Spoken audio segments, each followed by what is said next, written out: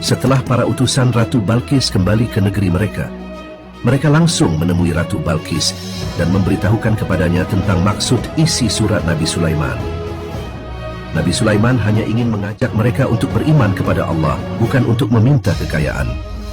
Mereka juga melaporkan tentang masyarakat yang dipimpin oleh Nabi Sulaiman, serta tentang tentara dan kekayaannya.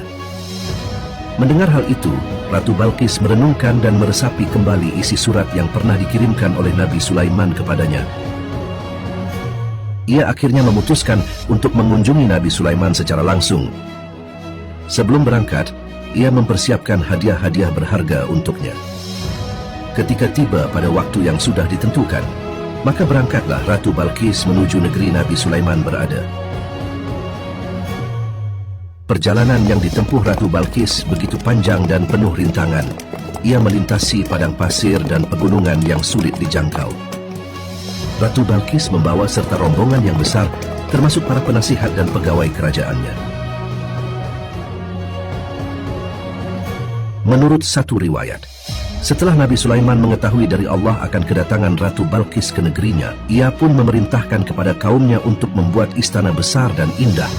Lantainya terbuat dari kaca yang mudah memantulkan cahaya. Di bawah lantai kaca itu terdapat kolam yang berisikan macam-macam ikan, dan air kolam itu seakan-akan mengalir seperti sungai. Nabi Sulaiman juga berencana untuk memindahkan singgasana Ratu Balqis yang berada di negeri Sabah di Yaman, sehingga dapat digunakan saat Ratu Balqis tiba di istana yang baru dibuatnya. Ia menyampaikan rencananya ini kepada para pembesar kerajaan. Sebagaimana dikisahkan dalam Al-Quran Surat An-Naml ayat 38, "Wahai para pembesarku, siapakah di antara kalian yang sanggup membawa singgasana Ratu Balqis yang ada di negerinya ke tempat ini sebelum rombongan mereka sampai ke sini untuk menyerahkan diri?"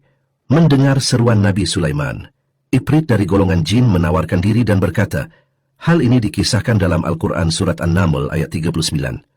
"Wahai Nabi Sulaiman, akulah yang akan membawa singgasana Ratu Balqis itu kepadamu sebelum engkau berdiri dari tempat dudukmu. Dan sungguh, aku kuat melakukannya dan dapat dipercaya." Menurut keterangan tafsir Tahlili, maksud dari kalimat sebelum bangkit dari tempat dudukmu, yakni antara pagi sampai siang hari, karena Nabi Sulaiman mempunyai kebiasaan meninggalkan tempat duduknya setelah mengurusi rakyatnya pada siang hari. Mendengar ucapan dari jin Ifrit, Nabi Sulaiman belum puas dengan kesanggupan jin Ifrit itu yang hanya sanggup memindahkan singgasana Ratu Balqis pada siang hari. Ia ingin agar singgasana itu sampai dalam waktu yang lebih singkat lagi. Ia meminta kepada yang hadir untuk melakukan hal itu. Lalu tampillah seorang lelaki yang mempunyai ilmu dari kitab, yaitu kitab Taurat dan kitab Zabur. Menurut keterangan tafsir Tahlili, ada pendapat yang mengatakan orang itu ialah Al-Khidir. Ada pula yang mengatakan malaikat, dan ada pula yang mengatakan ia adalah Asif bin Barhia.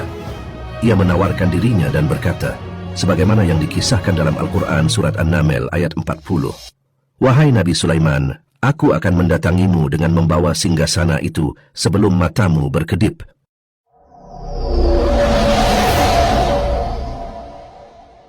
Melihat peristiwa yang terjadi hanya dalam sekejap mata, Nabi Sulaiman berkata, "Ini termasuk karunia yang telah dilimpahkan Tuhan kepadaku. Dengan karunia itu aku diujinya.